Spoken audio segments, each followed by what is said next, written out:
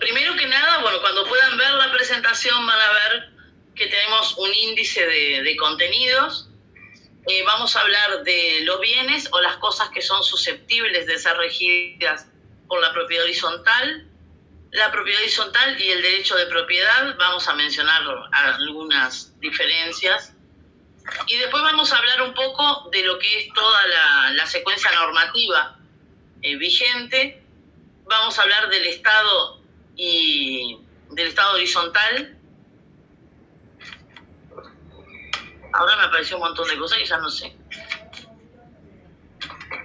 Y de las diferentes hipótesis relativas al régimen y al Estado horizontal, que es un tema que a veces en la práctica genera conflictos, porque bueno, a veces hay edificios que están en el régimen horizontal y todavía están en estado horizontal y todavía no han accedido al régimen.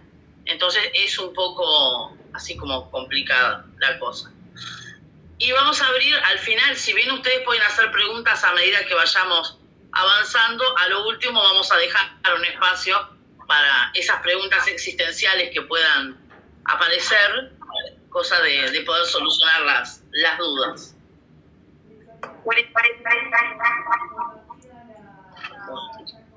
Hola, avísame y yo te voy pasando las... Dale, pasate a la que dice 1 y ahí arrancamos.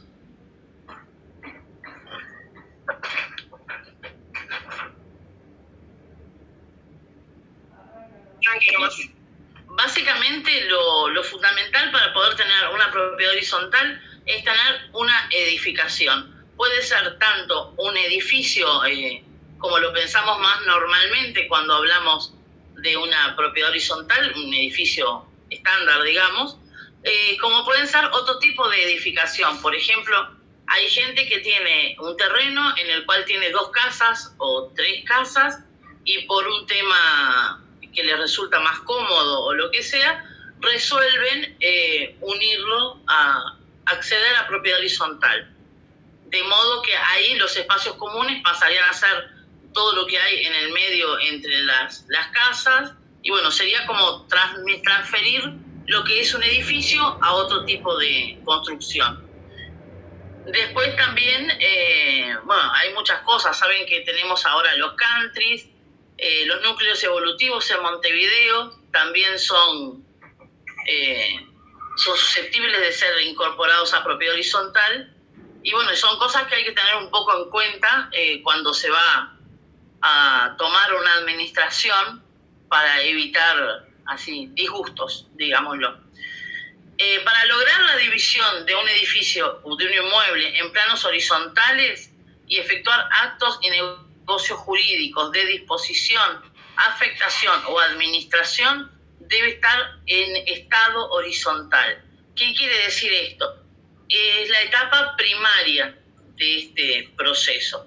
O sea, primero se adquiere el estado horizontal, que ahora vamos a ver bien qué es, y luego se activa el régimen. Y es importante porque, por ejemplo, si tienen un edificio donde está en estado horizontal, pero el régimen no se ha activado, las mayorías son diferentes. O sea, hay que tener en cuenta un montón de cosas que regula todo un montón de puntos relativos a la propiedad horizontal.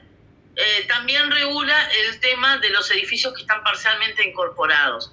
Lo que se ha intentado con estos 2 cuerpos normativos ha sido que esos edificios que tienen, digamos, una tajada, una porción que no es propiedad horizontal porque no cumple con los requisitos, pueda llegar a cumplirlos y por lo tanto lograr esa propiedad horizontal plena. Estos requisitos son solo a los efectos de la incorporación.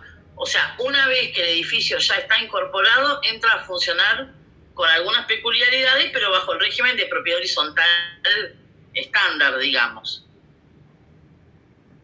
Luego pasó lo que era lógico. Tenemos todo lo que es la 16.760, que facilita la intervención de las entidades de intermediación financiera.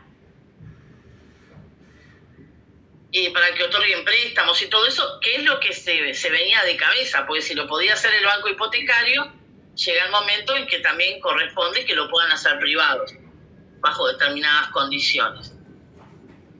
Y por último, o sea, hay muchas más normativas que vamos a ir viendo con el avance, pero la 7292 lo que hace es incorporar las urbanizaciones de propiedad horizontal. Esto hace que los famosos countries, como se les llamaba en otra época, puedan también incorporarse. En Montevideo también tenemos la posibilidad de los núcleos evolutivos. ¿Tienen presente lo que es un núcleo evolutivo? O sea, son edificaciones que se pueden ir modificando dentro de ciertos parámetros. Entonces tú tenés un apartamento que es una unidad, tenés un espacio que está, digamos, libre ahí como a la orden, y llegada a determinadas condiciones, simplemente haces un trámite y construís. Y se llama núcleo evolutivo por eso. Están pensados en familias que van creciendo con el tiempo y que, bueno, entonces en base a eso de repente agregan una habitación o algo y se va ampliando la vivienda original. No ya en este momento. Hay una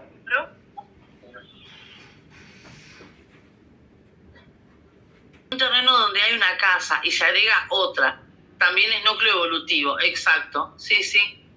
Sí, no, el tema fue que originalmente esto no se podía regir por la propiedad horizontal, o sea, no se regía. Y esto lo que habilitó fue la opción de que se pudiera incorporar el núcleo evolutivo a propiedad horizontal. Porque, bueno, una construcción que va mutando razonablemente con el tiempo, como que era muy complicado para el legislador de la época pensarlo. Y ahora sí ya es más natural, digamos, que ocurra. Selene, tengo acá que hay socios que quieren ingresar pero no han podido entrar. Siguiente diapositiva. Pues quería primero compartir un poco cómo es la línea de tiempo. El estado horizontal, como les decía más temprano, lo que tiene es que es un estado que adquiere la cosa por la realización de un trámite. Entonces se comprueba en un expediente administrativo la existencia de los requisitos que pida la ley, que eso, bueno, ahora después vamos a verlos, y constituye al mismo tiempo la idoneidad para estar regido por esa legislación. Entonces, digo, por eso hay que estar atentos a que una cosa es que el bien esté en estado horizontal y otra que se haya activado el régimen. El régimen solo se va a activar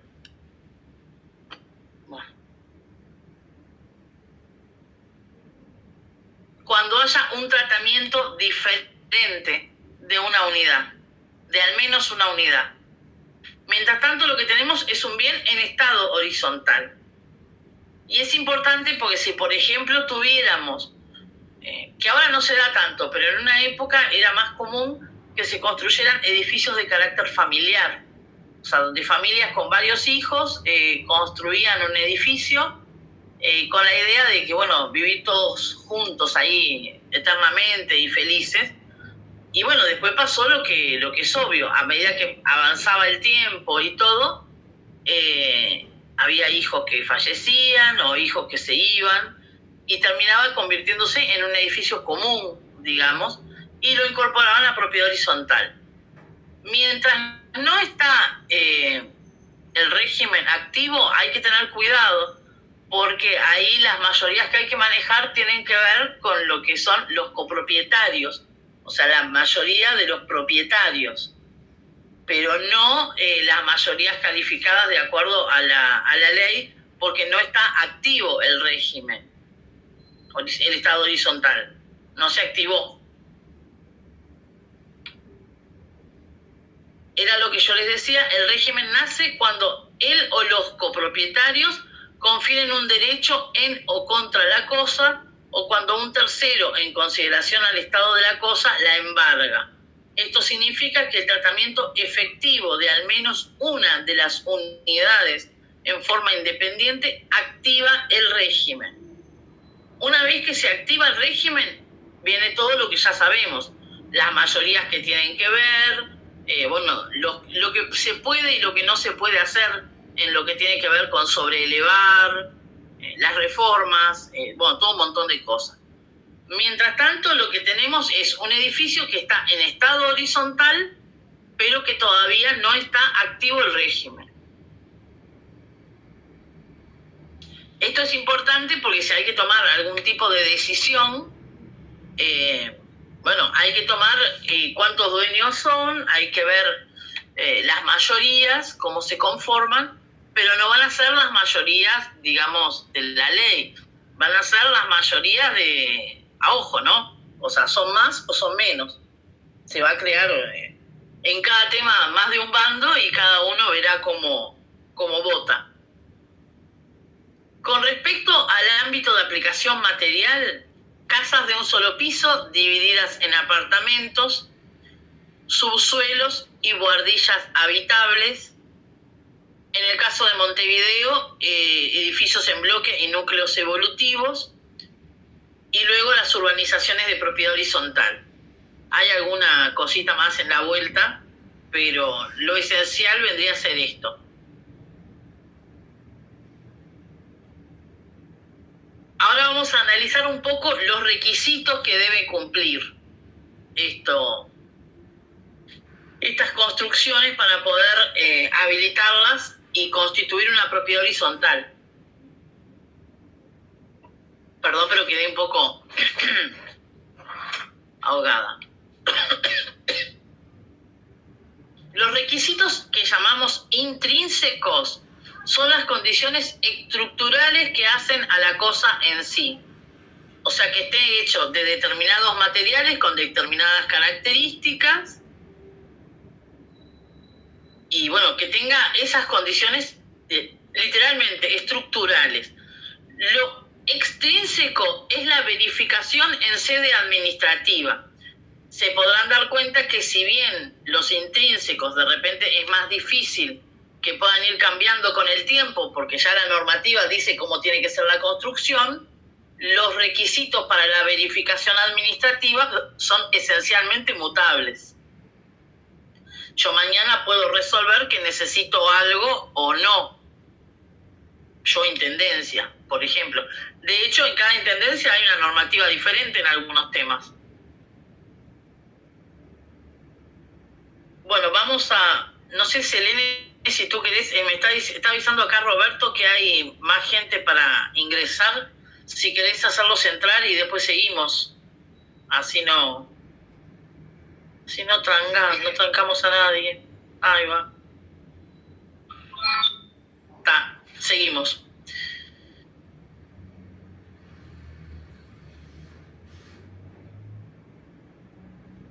A ver.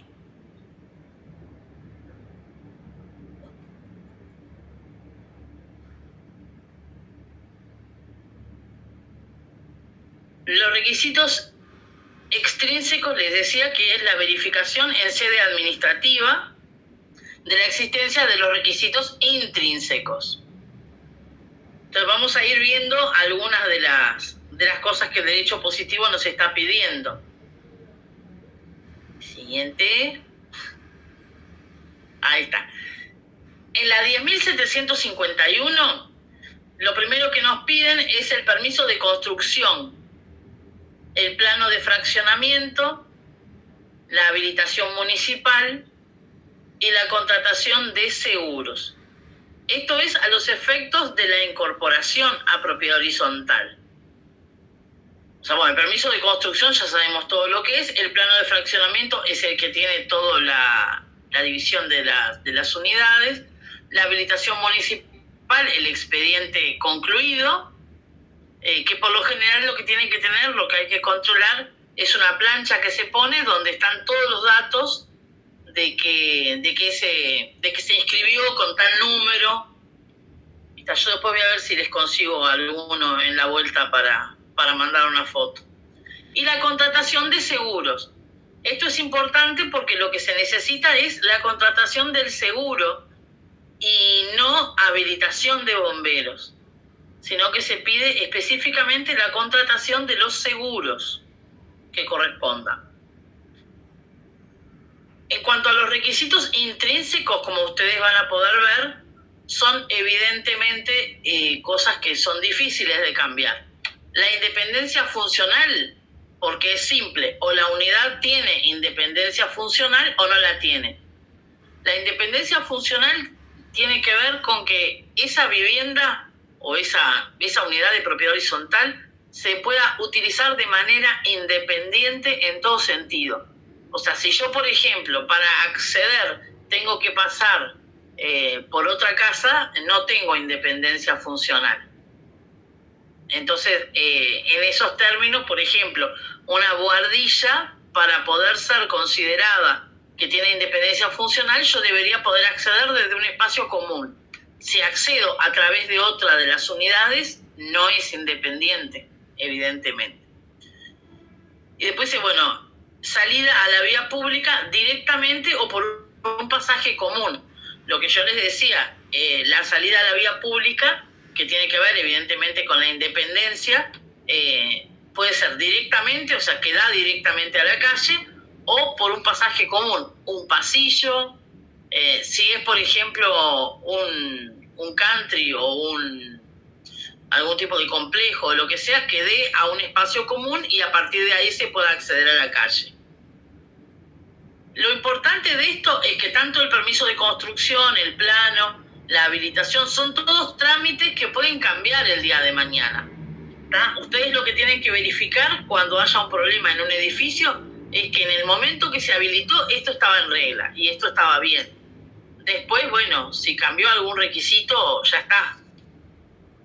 Y los intrínsecos, bueno, eso evidentemente es mucho más difícil que puedan cambiar, porque aparte son lo suficientemente básicos como para que mañana la intendencia no pueda tener otras ideas. Digo, la independencia funcional y la salida a la vía pública directamente o por un pasaje común no es un tema muy negociable si estamos hablando de crear unidades de propiedad horizontal independientes. Pasamos. Bueno, ante esto, lo que yo les comentaba, se estaba dando que en algunos casos estábamos teniendo habilitaciones parciales de parte del edificio. Ante este tema de las partes de edificio, hubo que flexibilizar algunos criterios. La forma que encontraron fue estableciendo requisitos extrínsecos diferentes y bueno, tratando de también darle un poco una mano cariñosa al resto. El permiso de construcción se dispuso que debía ser anterior al 1 de mayo del 70. El plano de fraccionamiento cotejado e inscripto en catastro y el reglamento de copropiedad conteniendo la servidumbre legal, ¿tá? Que está establecida en el propio decreto, en la propia ley, perdón. Y luego, en los requisitos intrínsecos, la independencia funcional, que ya la habíamos visto, la salida a la vía pública directamente o por un pasaje común. Después tenemos la necesidad de que se cumpla con determinadas superficies mínimas, continuas, y que esté construido con materiales incombustibles. Vemos que acá el tema de los bomberos, en cierto modo como que viene flotando, pero no, en ningún momento se exige la habilitación de bomberos, sino que simplemente se pide que esté construido con materiales incombustibles.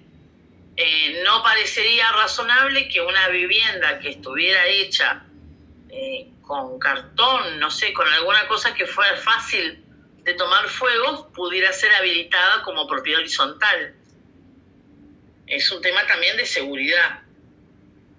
La independencia funcional se mantiene como requisito y la salida directamente a la vía pública o por un pasaje común también.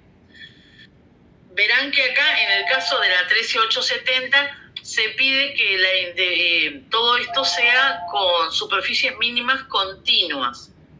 Y esto va a ser importante sobre todo a la luz de la siguiente norma que vamos a ver. En el 14261, que vale la pena destacar que fue como el gran matafuegos de todos los relajos que se venían armando, entre las tantas cosas que se prevén, tenemos el permiso de construcción. Bueno, tenemos dos capítulos diferentes que tratan el tema, ¿no? El uno, que requiere permiso de construcción anterior al 20 del 9 del 74 o al 1 de enero del 95. Esto por las normativas que fueron surgiendo después. Un relevamiento integral en caso del permiso, de que no hubiera un permiso de construcción con esas condiciones. Un plano de mensura y fraccionamiento cotejado e inscripto en catastro, la contratación de seguros, y luego aparece un gran amigo nuestro que nos ayuda en todo en la vida, que es el reglamento de copropiedad, que en este caso tiene que tener la servidumbre y la hipoteca recíproca. Esto con respecto al capítulo 1 de este decreto ley. El decreto ley sobre todo se mantuvo porque la técnica legislativa era sumamente correcta y bueno, en esa época también algunas de las leyes que salió, también la de arrendamientos, el 14500, salieron algunas normas que bueno, más allá de otras consideraciones, fueron por supuesto normas que eran necesarias. Luego vamos a ver en el capítulo 3 que se pide permiso de construcción, plano proyecto aprobado, inscripto en catastro, empadronamiento y evaluación fiscal provisional, reglamento de copropiedad y préstamo del banco hipotecario. Tenemos también en el caso del capítulo 1, mantenemos el requisito de la independencia funcional, la salida a la vía pública directamente o por un pasaje común, y acá tenemos lo que fue la gran innovación que hizo el decreto ley, que fue superficies mínimas, continuas o discontinuas. ¿Qué significa esto? Yo, por ejemplo, puedo tener una unidad que físicamente esté compuesta por 2 unidades o más, pero más ya que como que suena raro, pero podría pasar. Supongamos que en una unidad me faltan, no sé, X metros y los compenso con otra unidad. De modo que ahí tendríamos, por ejemplo, la unidad 601A y 601B. Yo, la verdad que hasta ahora solamente lo vi en un edificio de esta manera. Supongo que debe haber muchos más, porque esta normativa cuando se aprobó realmente era necesaria. Había una diversidad de resoluciones municipales que no se podía creer lo que era. Entonces, como que se hizo un poco lo que se pudo también, ¿no? Para solucionar el problema. Van viendo que lo que va cambiando son los requisitos documentales, que básicamente lo que tiene que ver con lo que son los requisitos materiales del edificio no suele cambiar demasiado. Y eso es lo importante también. Luego tenemos la ley 16.760, que obviamente en respuesta a que esto permitía, el 14261, permitía la construcción con un préstamo del banco hipotecario, acá se habilita para que, bueno, que haya empresas privadas que financien también este tema. Entonces ahí la diferencia en realidad pasa a ser el permiso de construcción, plano proyecto, aprobado, inscripto en catastro y reglamento de copropiedad. Y obviamente que haya un préstamo de una institución privada. Y luego tenemos la 17292, que es la de las urbanizaciones de propiedad horizontal. ahí se necesita el permiso municipal que aprueba el proyecto, la habilitación municipal final de las obras de infraestructura, plano de mensura y fraccionamiento, cotejado por la Intendencia e inscripto en catastro, y reglamento de copropiedad. Con respecto al reglamento de copropiedad, porque es un tema que todavía en algunos casos sigue generando problemas, se darán cuenta que los edificios más antiguos no tienen el requisito del reglamento de copropiedad, o sea, no establecido por ley. Entonces ha ocurrido que muchas veces para tener la hipoteca recíproca, por otros temas, se haya terminado otorgando un reglamento de copropiedad, pero no es, o sea, que no tenga todo el contenido que tienen normalmente los reglamentos, porque lo que se hace es que, bueno, se ha procurado subsanar una necesidad del edificio del momento, pero no es un requisito para nada.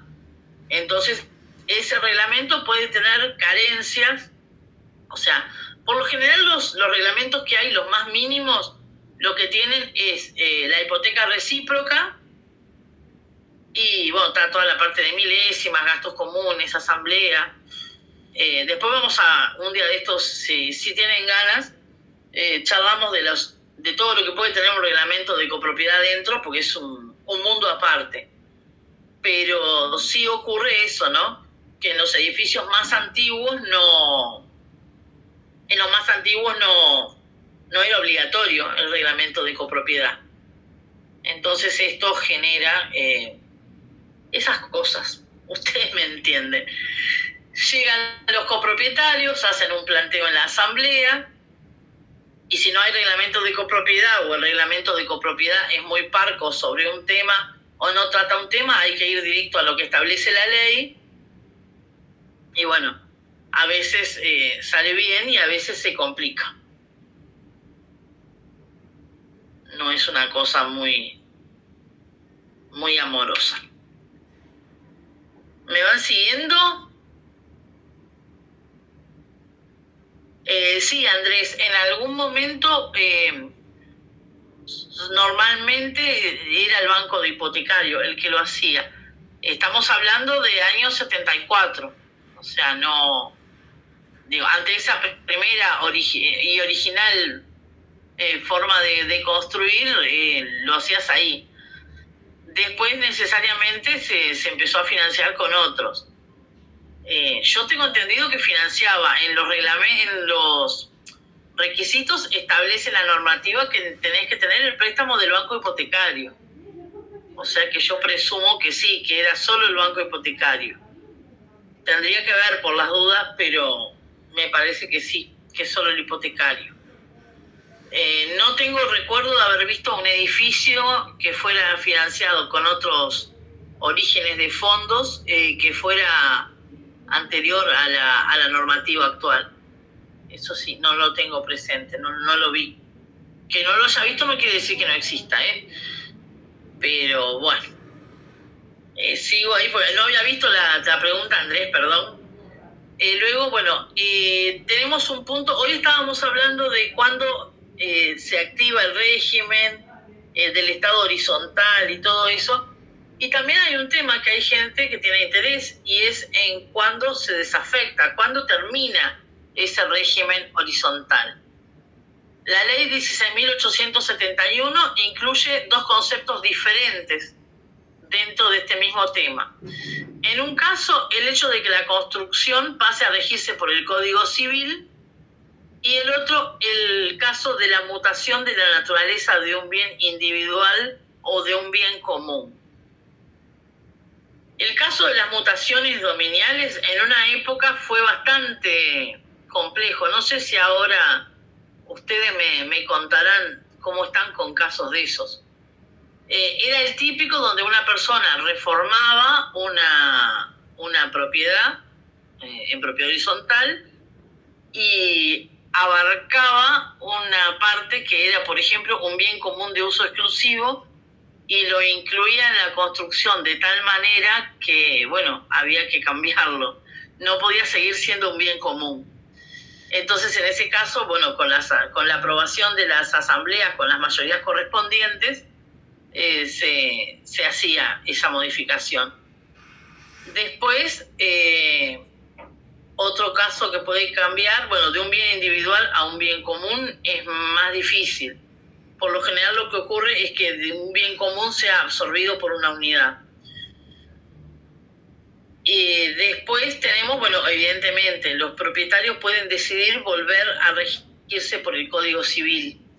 O sea, por ejemplo, en más que nada, no tanto en los edificios, sino en los casos que mencionábamos de un terreno con más de una casa, pueden tener ese interés.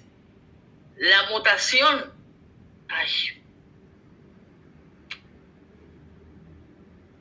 Bueno, bien común que se destina a unidad independiente, como ya habíamos dicho. Bien individual que se destina a bien común. Bien individual que se amplía integrándolo con un bien común. Lo que no está previsto, y no sé, habría que estudiarlo, pero digo, no, la lógica no te lleva a que eso pueda ocurrir, es la hipótesis de que parte de una unidad independiente se transforme en bien común. Pero podría ser tal vez, no sé, en algún caso muy puntual, con algún tipo de reforma que se hiciera en el edificio donde se necesitara, y bueno, resarciendo al dueño de alguna manera, se pudiera dar ese cambio. No está regulado, o sea, no sé qué tanto sería viable llevarlo adelante. ¿Les quedó más o menos claro lo de la mutación?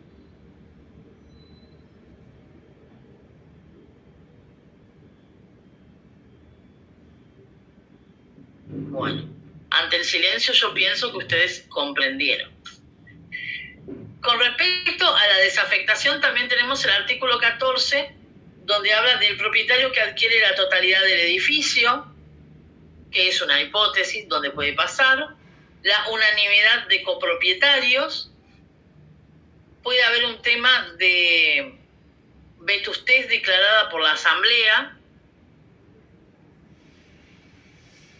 Este es un caso interesante, destrucción total o parcial del edificio, que este es un caso que sorpresivamente nos puede caer a cualquiera de nosotros, porque por ejemplo, una explosión en el edificio podría llevar a una destrucción total o parcial, y en caso de que fuera de determinadas dimensiones, podrían decidir directamente no reconstruir. Yo no sé si ustedes se acuerdan, bueno, ahora últimamente hubo algunos casos más, pero hubo un caso que fue emblemático, creo que era el Río Branco, Río Negro y Soriano, o Río Branco y Soriano. Si alguno se acuerda del edificio, yo en su momento llegué a tener copia de las actas que se habían celebrado porque era muy interesante. Fue un edificio que explotó porque un señor se quiso suicidar y dejó el gas abierto, hizo un efecto chimenea y literalmente voló la mitad del edificio. O sea, deterioró todo el edificio, pero parte del edificio desapareció. Y bueno, en ese caso decidieron la reconstrucción.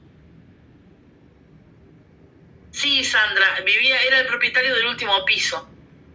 Sí, que decidió autoeliminarse y no sé, por algún motivo le pareció que el gas era una buena solución. Gas por cañería, evidentemente.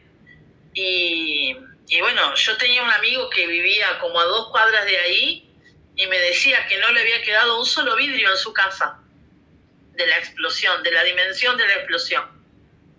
Y bueno, los daños que hubo en ese edificio fueron inmensos y creo que hasta el día de hoy no está terminado el asunto. Tendría que confirmarlo con alguien que conozca. Y después hubo, bueno, el de Villa Biarritz, y hubo ahora hace como 2 meses. Villa Biarritz no lo construyeron. ¿No lo construyeron? No sé, no tengo idea. Por ahí se me metió algo en el ojo. La primavera me está matando, no sé a ustedes. Me encanta la primavera, pero me está matando. Y bueno, en estos casos donde hay una reconstrucción en el medio, hay que ver el tema de los costos, hay que ver un montón de cosas. hay propietarios que deciden abrirse y dejar que sean los demás los que reconstruyan y a ellos que les den un dinero y se van. No es sencillo. Hay que tener mucho cuidado con el tema de las mayorías ahí.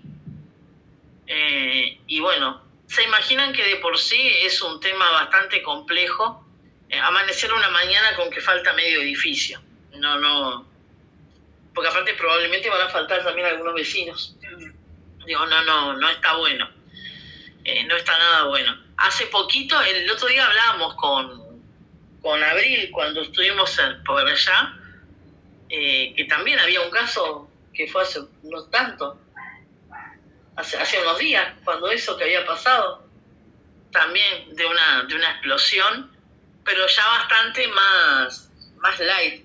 Creo que el edificio ese, que había una agencia de viaje abajo, si no me equivoco, fue emblemático, porque realmente, literalmente, fue como si hubieran sacado un pedazo del edificio con una pluma, con una goma de borrar. Desapareció parte del edificio. Fue muy bravo de llevar adelante. Para dar legitimidad a las mutaciones, se exige el consentimiento de los terceros con derechos vigentes registrados y deben ser desinteresados en todos los casos. ¿Está? De modo que si no son desinteresados puede haber otro tipo de inconvenientes posteriores.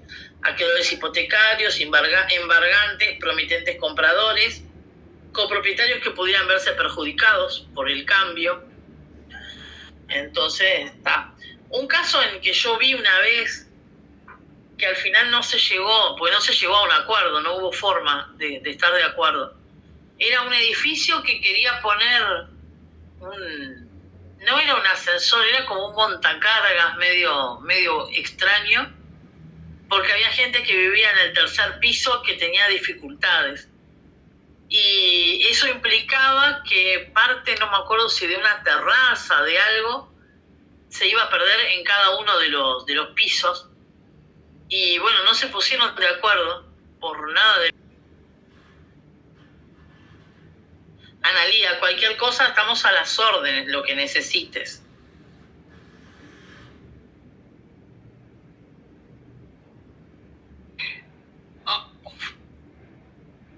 Hola. Sí, buenas tardes. Una pregunta. Yo tengo una copropiedad que tiene su reglamento de copropiedad y todo eso, y tiene arriba unas casas, son 3 casas, y abajo son 6 locales de comercio. ¿Tá? Y nunca se inscribió esta copropiedad ni en BPS ni en DGI. Hace 50 años que está así, no sé si 50, pero 20 está así, y subsistió. El tema es que, bueno, la verdad que los locales de abajo tienen un solo contador, no pagan los gastos comunes, hay que hacer una limpieza de cara y no quieren. Entonces, ¿cómo haces para volver esa copropiedad? Porque en definitiva es una copropiedad que se manejó siempre diferente. Los apartamentos por arriba, los 3 apartamentos de arriba en una manera y los 6 locales de abajo de otra manera. Entonces, ¿cómo haces para lograr integrar todo esto en una sola copropiedad y que todos empiecen a pagar los gastos comunes que nadie quiere pagarlo? Imagínate. Escúchame, Margarita, el reglamento de copropiedad incluye todo el edificio. Incluye todo el edificio y dice que hay gastos comunes y que hay administradora y todo. Que hay organización y todo eso. Pasa que nunca valió ese reglamento de copropiedad. Y bueno, ahí lo que van a tener que hacer es ponerse como dicen vulgarmente, ponerse las piletas y empezar a remar, porque no hay otra. O sea, la normativa existe y está para que se cumpla.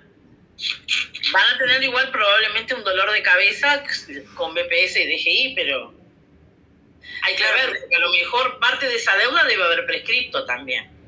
¿Qué deuda? Porque de no inscribir la copropiedad. ¿Hay alguna multa? No sé, no tengo idea ahora. No sé si... claro, porque la inscribís y tiene 30 años de no inscripta, claro. Por ese lado, alguna multa. Pero digo, esa multa, tenés una, o va a ser una multa única, o si es alguna multa por X años o lo que sea, en algún momento tiene que estar prescripta. Tiene que Pero, ser pero más que por el tema de inscripción en DGI y BPS, mi pregunta es cómo lográs que los locales y empiecen a pagar gastos comunes y la intimación pelada, no te queda otra. y sentirse que son parte de la copropiedad cuando no se siente para nada, ¿viste? Claro, yo entiendo que ellos tengan esa autopercepción, pero la cuestión es que, les guste o no, están en un edificio de propiedad horizontal. De hecho, yo no sé los impuestos y todo, cómo llegan las numeraciones. Claro, llega. Lo que pasa es que los únicos impuestos que tenés es saneamiento, que llega por los locales de abajo tiene uno, y por supuesto que no está pago nunca, y los apartamentos de arriba pagan por otro lado, ¿viste? Entonces, porque si no era imposible sobrevivir con un contador comercial. ¿Sabes? Claro, viven, está todo mal, pero claro, implica mucho gasto y no quieren porque vivieron 30 años sin todo esto. Entonces, ¿cuál es la razón de ser de ellos de ponerse en orden, viste? Es que ahí tenés dos, o desafectás al régimen horizontal y ahí lo que vas a generar es más caos, y si no te queda otra que hacer una asamblea, comunicar cuál es la situación y que se va a empezar a trabajar como corresponde. Pero todos dicen que sí, pero en el momento de largar la plata no quieren. Entonces, la verdad que ese es el problema. Es el tema. ¿Son los locales el problema mayor? Y bueno, sí, las dueñas de los locales, claro. Los problemas son los locales. ¿Y por las milésimas y todo, conforman una mayoría interesante o es solo que son más números? Sí, no, la mitad son locales y la mitad es vivienda. O sea que económicamente, digamos, desde el punto de vista de las milésimas y todo, estamos parejos. Sí, estamos parejos, sí. Estamos parejos, sí. Pues si no le podías meter una mayoría y ya con eso darle. Déjame pensar el tema. Pero mi pregunta es, suponete que con la mayoría pero que empiezo a hacer juicio a los locales que no quieren pagar. No, ese es el tema. Técnicamente podrías empezar a intimar. El tema es que te va a doler. Le va a doler a la propiedad. Por eso. Si no se consigue por las buenas es complicado porque tenés que hacerlo de prepo. Claro. De prepo es duro. Sí, es muy duro, claro. No. No sé qué. Después te voy a pedir, Margarita, que me pases un mail o algo tuyo. Pues voy a ver si se me ocurre algo después con mis socios, si nos pensamos alguna cosita y te contamos. Dale, si nos ocurre alguna maldad te contamos. Dale, muchas gracias. Cosas malas que nos gustan a nosotros. No dale, gracias. Para el rodaje. Vale, perfecto. Gracias. Por favor. ¿Alguien más con gente rara como Margarita?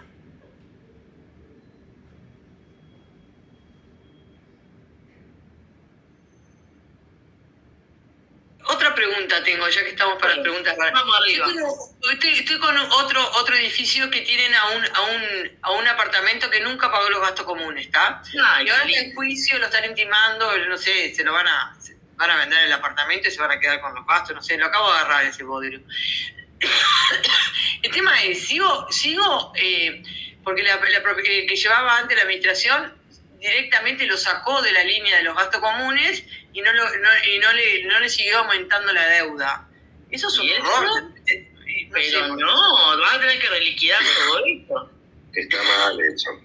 Está mal eso. Tengo que poner desde el momento que no le empezaron a adjudicar más gastos comunes. Obvio. Obvio, sí, obvio. Sí. No hay que hay gente rara, en la vuelta. No, sí, una persona hacía los gastos comunes con el lápiz y papel, imposible, por hombre. Perdón. No. El que compra un apartamento en propiedad horizontal tiene que tener claro que es su responsabilidad, que se obliga a pagar y a cumplir determinadas normas. Una de las cosas elementales que hacen a la sobrevivencia de un edificio es el gasto común. Entonces, nuestra responsabilidad como administradores es seguir teniendo la deuda pendiente y y aplicarle la ley del año 2018, que es un mamarracho para mí, con todo respeto lo digo, y después advertirle a la copropiedad que los gastos comunes, la deuda está vigente 4 años, después prescriben. Entonces hay que hacerle juicio a los efectos de que no pueda darse esa prescripción. Digo, es lo que creemos que hay que hacer. Gracias. Aparte, en la medida en que le vaya haciendo caer una intimación, otra intimación, lo mantenés vivo. Claro. Pero intimación, cuando hablas de intimación, ¿qué quiere decir? ¿Telegramas? ¿O por...? No. Asamblea de copropiedad que decida intimar. Claro, perdón. En la asamblea de copropiedad que decida intimar y que se presente la deuda y el periodo que genera, Obvio. la abogada lo podrá confirmar, un título ejecutivo. Exacto. Entonces, a partir de ahí, tú le haces la intimación y ya, si no... Ay, perdóname, que yo no entiendo nada de la parte legal. Perdóname, no entiendo nada de la parte legal. ¿Qué quiere decir con título ejecutivo? Llego a la asamblea y dice hay que hacerle un título ejecutivo. ¿Y ahí qué hago? ¿Hablo con el abogado para que lo entre en el juzgado? ¿Qué quiere decir ahí?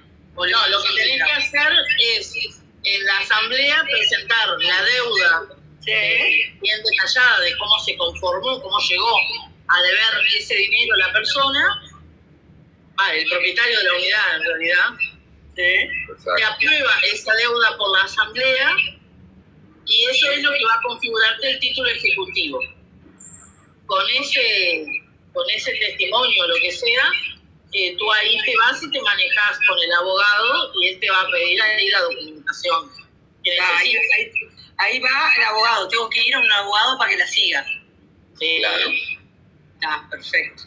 Ahí viene la parte divertida para nosotros. Claro. No, Ahí viene la parte en que no solo se divierte el administrador, nos divertimos todos. está bien. Entonces el tema de mandar un telegrama colacionado o eso no sirve para nada.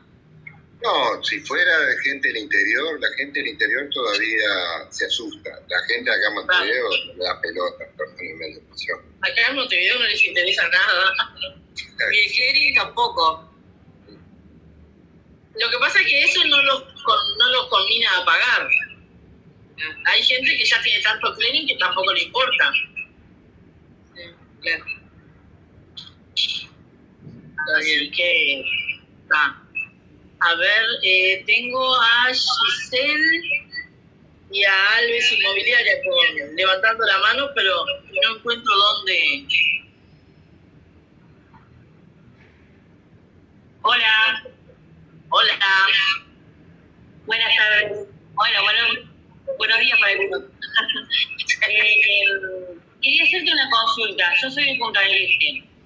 Tengo edificios que son antiguos y que no cumplen con la reglamentación o que hoy en día está vigente de bomberos.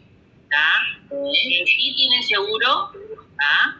Mi pregunta es si ese edificio, por ejemplo, tuviera un problema de un incendio, ¿qué implicancia tiene la administración?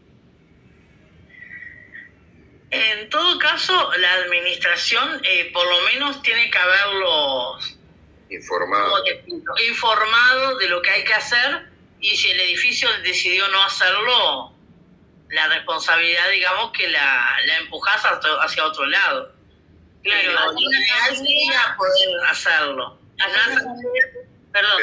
Permitime, mira, nosotros procedemos de esta manera. Cuando lo que nos corresponde a nosotros como administrador, como mandatario, informar al edificio de las reglas de juego. Y después si el edificio no quiere hacerlos, no quiere cumplir con la normativa, bueno, hay que hacer una asamblea de copropietarios donde se plantea el tema y si el edificio decide que no, bueno, dejar constancia en el acta de asamblea que la administración se exonera de cualquier tipo de reclamo por la decisión que asumió los copropietarios en su soberanía, porque la asamblea es soberano y es el órgano de administrador máximo. Nosotros procedemos así, con esa asamblea en la cual después te la firman. El día que nos quisieron reclamar algo dijimos, no, pero mire que nosotros informamos y pasó esto. Bueno, entonces ustedes quedan afuera. Y sí, sí, no, porque aparte la gente, yo entiendo que a veces tiene el tema económico y bueno, Y de repente es engorroso también el tema de los bomberos, pero tienen que estar claros de que si se genera alguna responsabilidad y la administración actuó como corresponde, bueno, la responsabilidad es de ellos. En definitiva, perfecto, sí, porque acá hubo un caso muy conocido hace muchos años, no sé si se acuerdan, de un edificio que se prendió fuego, el edificio Biarritz, en la calle 20, digo, que se le prendió fuego el techo y después siguió a todas las unidades. Era uno de los primeros edificios que fue un hotel y después se convirtió en propiedad horizontal. Digo, y se ve que no habían tomado medidas, seguro, nunca había pasado algo así. Y bueno, el administrador estuvo bastante implicado y con bastantes problemas. Entonces, bueno, quería saber para, justamente como tomé un edificio en estas condiciones, digo, qué hacer para quedar liberada de ese problema si llegara a existir, ¿no? Claro, siempre que hay cualquier normativa en la vuelta que hay que cumplir, tú lo que haces es convocar a asamblea, o sea, informar al edificio, convocarlos a una asamblea. Si eso que hay que hacer, lo que sea, ellos no lo quieren hacer, bueno, tú dejas constancia de que los informaste debidamente. Claro. Perfecto. Y que su consentimiento, digamos, no está viciado por la ignorancia, en cierto modo. Claro. Es un poco decirlo, yo te avisé. Si vos no me hiciste caso, el problema es tú. La responsabilidad es tuya. Un comentario con respecto a las empresas aseguradoras y entre ellas el banco. Digo, cuando hacemos los seguros de incendio, al menos a nosotros nos ha pasado, nunca nos piden si tenemos la habilitación de bombero al día, mejor dicho, si el edificio tiene la habilitación de bombero al día, no. Y además, tengo entendido que la habilitación de bombero es la única habilitación que caduca, que cada 3 años o 4 años, ya no me acuerdo, hay que a renovarla. Que el criterio que tiene bombero para hacer esa situación de que la habilitación caduca es que, claro, con el transcurso del tiempo los elementos técnicos para combatir el incendio se perfeccionan y por eso le viene cambiando al edificio las exigencias. Primero pedían las mangueras, ahora piden un determinado tipo de manguera, ahora piden sensores de humo, etcétera, etcétera. Pero claro, los edificios se niegan a hacer eso porque eso es una torta de plata. Entonces, lamentablemente, las aseguradoras, incluido, y reitero, el Banco de Seguro, cuando hacemos el seguro de incendio nunca nos piden si tenemos la habilitación. Hacemos el seguro, pagamos y ya está. Después vienen los líos, ¿no? Ah, es un viaje aparte. Exactamente. Totalmente. Es un viaje aparte. Sobre todo porque hay veces que... Hay varios temas. Por un lado es caro. Por otro lado, hay veces que de repente de una habilitación a la renovación no te cambió mucho, entonces te mandaron a renovar, no sé, los bomberitos, alguna cosa más, pero hay veces que te cambió alguna normativa en el medio y quedaste pegándote un tiro, literalmente. Hay veces que se complica muchísimo el tema, sobre todo en la interna, porque ya te digo, si vas a vender una unidad o algo, ni siquiera te controlan eso. Te piden el seguro vigente y adiós. ¿Y cómo se hace para saber si ese edificio está habilitado por bomberos? ¿Se tiene que ir a bomberos? Y sí. Hay que ir a bomberos. No, hay un certificado que te larga bomberos, vale cada 4 años más o menos la habilitación. Uh-huh. Cuando recién termina un edificio tienen la habilitación de bomberos y después, como dicen ustedes, cambia el requisito de bomberos y cuando lo van a renovar te piden un fangote de vuelta, entonces la gente, muchos dejan de hasta ahí llegan. Hasta ahí llegan, el amor. El tema es que te dan un certificado de bomberos que estás habilitado por tantos años, ¿sí? Y si vos entras con el número de expediente a bomberos, te dicen que si está habilitado o no, con padrón y todo, te dicen. Pero es mucha plata, la verdad que... No, además, en este caso, en este edificio, no hay, en la papelería que me dieron, no hay ninguna certificación de bomberos. No, 90% que no esté. No, si es viejo, seguro que no lo tienen. Te lo doy sellado, mirá, no sé ni qué edificio es, pero si es viejo, seguro. Los únicos que realmente lo tienen son los nuevitos. Es mucha plata. Sí, no, este no tiene nada, no tiene mangueras, no tiene nada. Lo que sí, Bueno, y otra cosa que hay que tener en cuenta, que eso yo lo aprendí de la peor manera. Cuando los bomberos te caen en una inspección, obviamente sin previo aviso, caen y detectan una irregularidad, a ese edificio lo van a enloquecer hasta lo último. Está bien, bueno, pero si uno le avisa en una asamblea y ellas no quieren hacer nada, ya es un tema de eso. Pero Claro. el tema es ese, si uno se cubrió la espalda, son gente grande, son mayores de edad, ya está. Perfecto. Me quedó súper claro, muchísimas gracias. Por favor. Álvaro, me quedó como cortado tu mensaje, que me parece, desde la galería.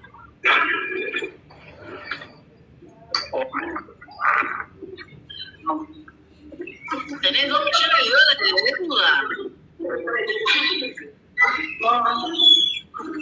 Mario, ¿cómo anda todo? ¿Cómo anda la cosa por ahí?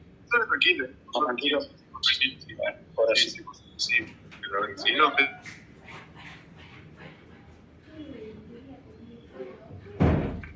¿Tiene alguna otra duda? No sé si que yo la estoy escuchando.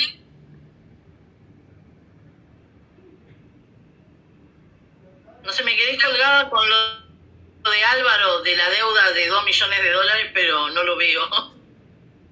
Está ahí Álvaro, pero no lo veo, no. Álvaro, no te escuchamos. Te estoy leyendo.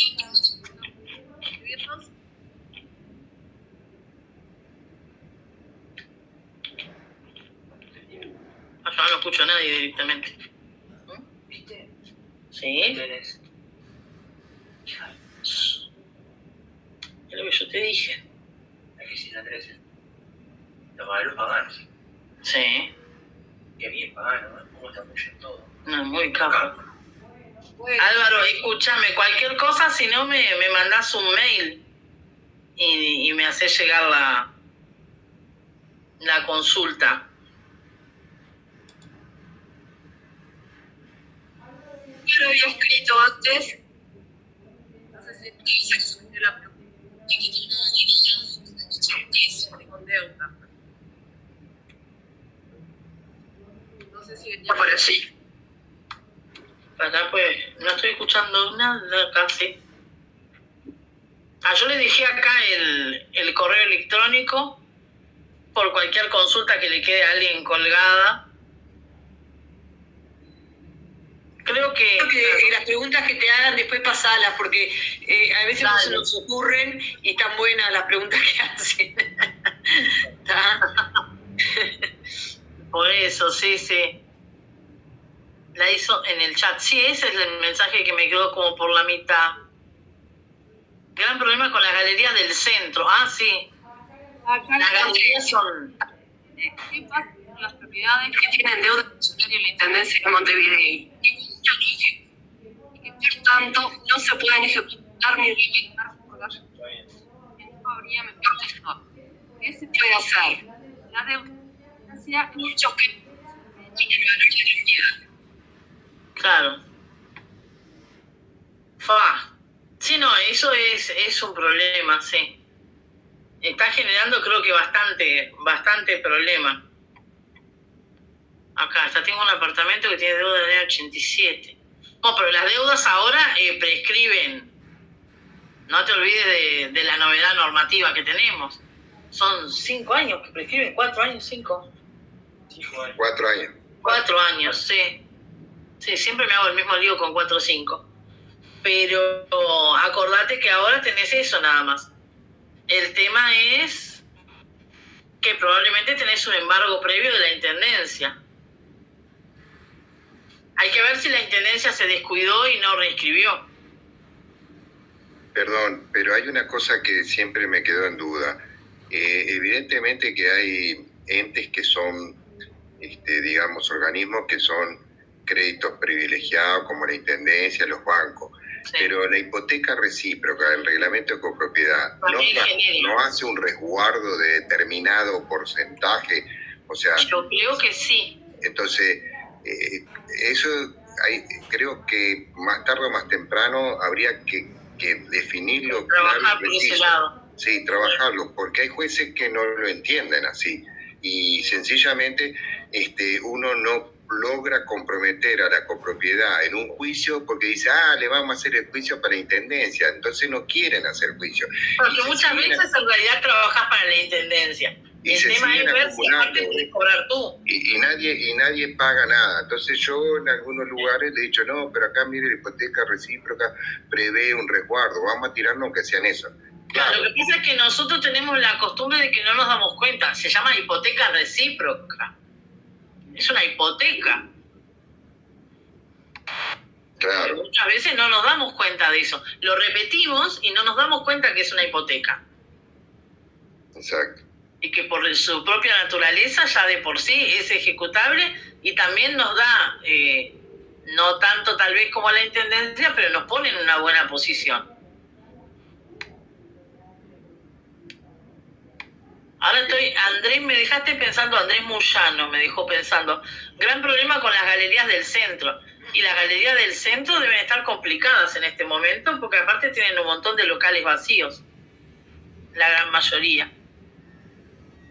Está bravo.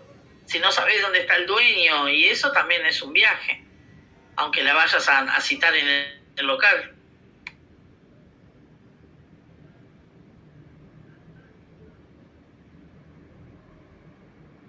Creo que no me perdí nadie acá. Deuda de contribución y de tributos, dice Álvaro.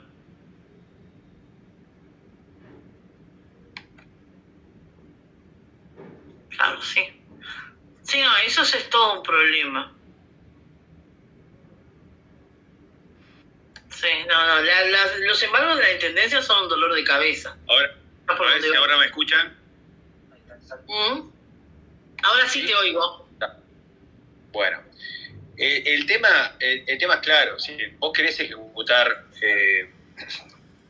los gastos comunes y cuando vas a averiguar, vas a iniciar las acciones y averiguás que tiene más deuda en la intendencia de lo que vale la propiedad, obviamente si tú mandás a remate la unidad no va a haber mejor postor, porque la intendencia, porque debe más a la intendencia de lo que vale la unidad. Por lo tanto, la propia intendencia está generando morosidad. Y lo que hace la intendencia, lo único que llega a hacer en algunos casos es embargarla, pero no hace más nada. Entonces, en algunos casos nosotros incluso hemos hecho las acciones en la asamblea de exonerar de gastos comunes a los efectos de que la intendencia pueda ejecutar la unidad, y ni así lo hace. La última vez que fuimos para ejecutar unos locales de la galería, nos pidieron la intendencia que nosotros hagamos el estudio de títulos, paguemos todo, poco más que tenemos que hacer nosotros, todos los gastos para que la intendencia ejecute. No, trabajar tú para que ellos cobren. Me explico, esto para mí es gravísimo. Sí. A ver, la intendencia tiene millones de propiedades. De hecho, me enteré una unidad que no me debía gastos comunes, me empezó a deber gastos comunes cuando vemos la posibilidad de embargarla. Vemos que tiene deuda del año 90, 87, 90, $2 millones, un apartamento de 2 dormitorios en Positos, 2 millones. Es inviable. ¿Cómo puede tener una unidad? ¿No se puede hacer alguna acción contra la intendencia? No, ¿cómo puede ser que una unidad deba tanto a la intendencia y la intendencia no mueva un dedo? Digo, perdónenme, pero esto tiene que haber algo que no sabemos, o pues no puede ser tan omisa. Pero el problema no es con la intendencia, que haga lo que quiere la intendencia, pagaremos más impuestos, pero el problema es que nos genera deudores en los edificios de cocheras, en los edificios de galería, y incluso en los edificios de apartamentos, porque si tenés una unidad que nunca ejecutaste y tiene más deuda, no podés. Entonces, los copropietarios, el resto, tienen que andar poniendo dinero para pagar los gastos comunes de esa unidad que obviamente sabe que no la van a ejecutar. Entonces se queda tranquila y no pagan los gastos comunes. De hecho, en la galería termina pasando que algunos ocupan los locales comerciales y no pagan, no se les puede poner multa, hacen lo que quieren. Es decir, la propia autoridad municipal es la que genera problemas, y a nosotros administradores estamos con las manos atadas, no podemos hacer nada. Entonces, ¿qué se puede hacer, doctora, con respecto a eso? Aparte de prender velas y alguna macumba. Pero estamos está complicado, sí, no.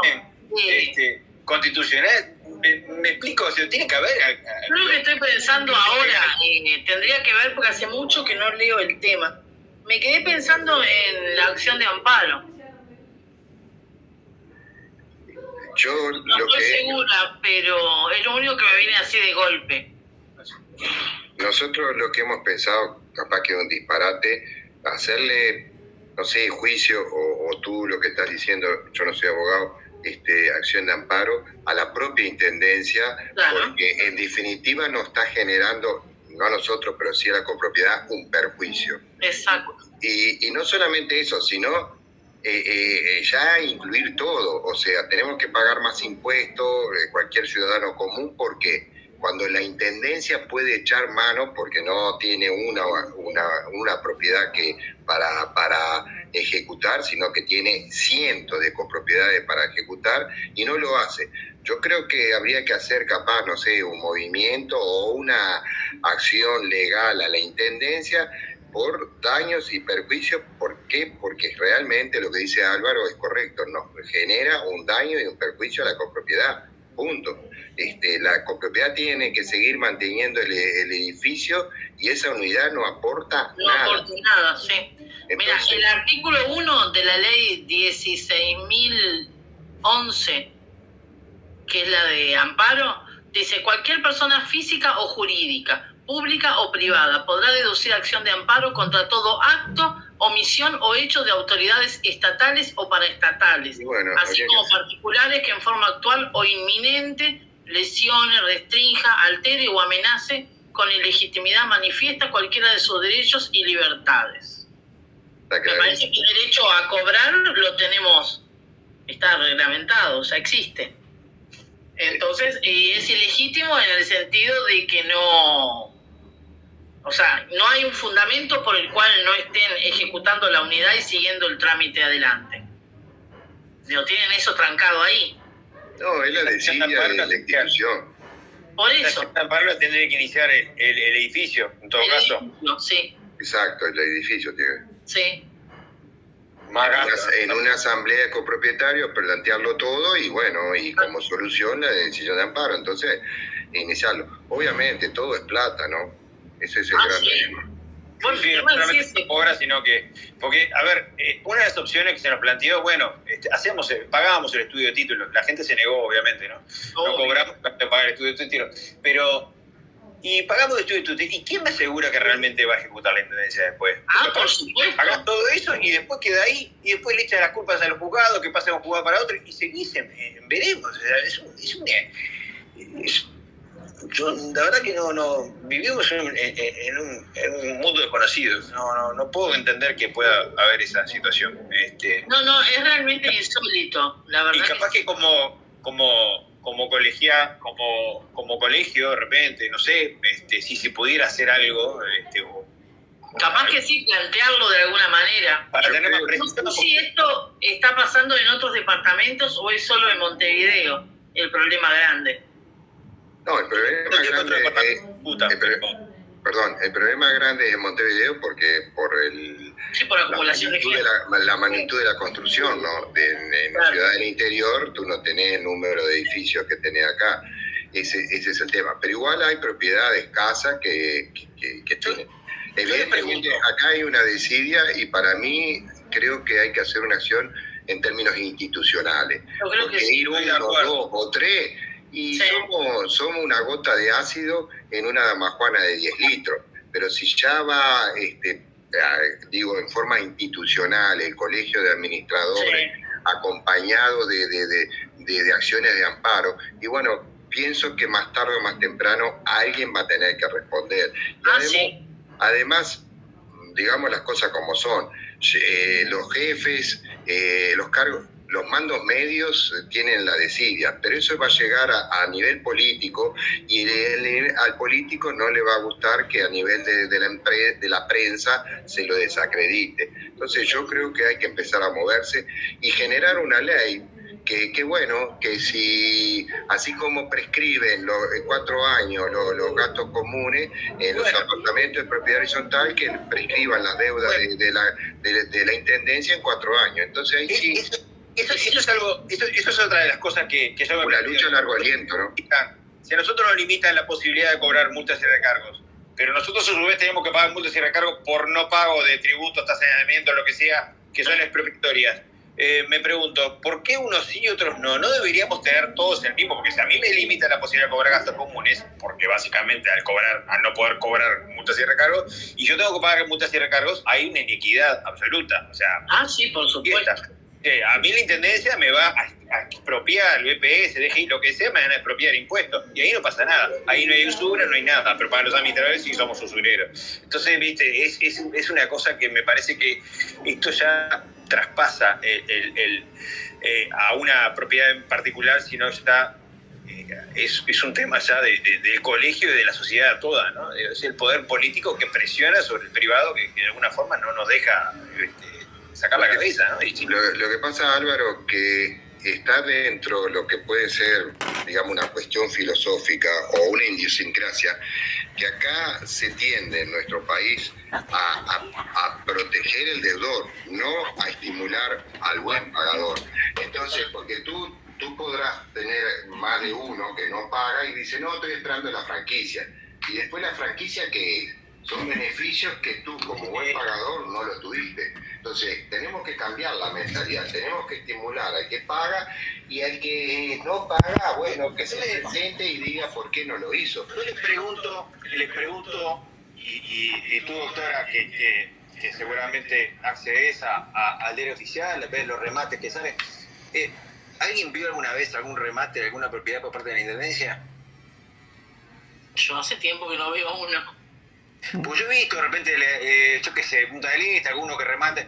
No sé, acá en Montevideo la verdad que no veo propiedad que se remate por deuda de contribución ni de nada. No veo remates judiciales por deudas comerciales, fenómenos, pero de eso no veo ninguna. Entonces me llama, la magnitud que debe haber de deudas, de deudores, debe ser tan grande que yo creo que es un monstruo ahí que si abrimos la caja de Pandora nos encontramos con una locura. Bueno, hace un tiempo se había hablado de qué pasaba con la cartera de viviendas que están vacías y que eran de la Intendencia, de otras épocas. Porque la Intendencia en una época ejecutaba, se terminaba quedando con las propiedades y luego no hacía nada. No hacía nada, no las vendía, nada. Las tenían ahí, y se había hablado incluso de que se dieran como viviendas de emergencia a gente con problemas, por lo menos. A los 6 meses, 3 o 5 meses ejecutar, es injusto hasta cierto punto, pero después recuperás algo, no con los intereses que deberías recuperar, pero algo que recuperás. Pero en la medida que no lo puedas, se transforma más que injusto, ¿no? Pérdida total. Sí, y si hablamos de la prescripción de eso, si la Intendencia no paga, la prescripción de los gastos comunes, el responsable es la Intendencia, porque vos no podés ejecutarlo. O sea, exacto. Hay una pérdida para reclamar la Intendencia que yo no sé si tiene andamiento de poder cobrarle algo. Si es posible con la acción de amparo, incluso decir, vos me generaste un daño y un perjuicio, ¿no? Al edificio que no puede ejecutar por culpa tuya, porque tiene una deuda. No sé si es viable eso, capaz que me estoy yendo por las ramas. Bueno, pero sí, creo que capaz que es momento de ir cerrando un poquito, porque ya tenemos gente que se está yendo, y está bueno darle un redondeo a esto antes de que se retiren todos. Y bueno, en primer lugar, a la doctora Parciante agradecerle por... A la doctora Parciante agradecerle por haber estado con nosotros. Muchas gracias a ustedes. Y a todos los que participaron también, recordarles que pueden mandarnos al mail del CAPH a info@caph.org.uy. Pueden mandarnos sugerencias de otros temas que quieran abordar en talleres más adelante, y que nos pueden enviar también las solicitudes de los certificados, ¿sí? Y bueno, por acá, darle las gracias a todos y quedamos a la orden. Escribo ahora también por si no se me escucha muy bien. No escuchamos lo que dijo Selene. ¿Qué puedo hacer? Yo quiero agradecer al colegio por esto, agradecer a la doctora por su tiempo, porque el tiempo es vida. El tiempo es vida. y te dejo planteado que hay un tema o varios temas a tratar, pero uno es el de los garajes, otro es el de las azoteas que constituyen terraza de los penthouse, quién la repara, quién no la repara. Hoy en día se están cambiando los sistemas de calefacción y entonces cuando se compra todo un equipo nuevo, cómo se distribuye el costo, en fin. Es todo un tema, sí. Son temas que creo que vale la pena considerarlos para tener, al menos nosotros como administrador, una posición. Obviamente que el edificio, en su carácter soberano, en su asamblea, después decidirá lo que quiera hacer. Pero exactamente, es quien resuelve. Pero nosotros como administrador tenemos que tener, porque en definitiva también nos tiran el fardo a nosotros, ¿no? Aparte está bueno en todo caso decir, bueno, yo los asesoré en tal cosa, ustedes hicieron tal otra. Exacto, sí, eso... Cuando se complica ya uno por lo menos le da un palo. Es un consuelo en vano, ¿no? Eso, doctor, es fundamental, porque después pasan 1 año, 2 años y se olvidan que ellos pensaban eso. Y entonces, cuando pasa algo, enseguida miran para atrás. De acuerdo que un cobrador dijo, los administradores en los edificios son como... No sé. A nosotros.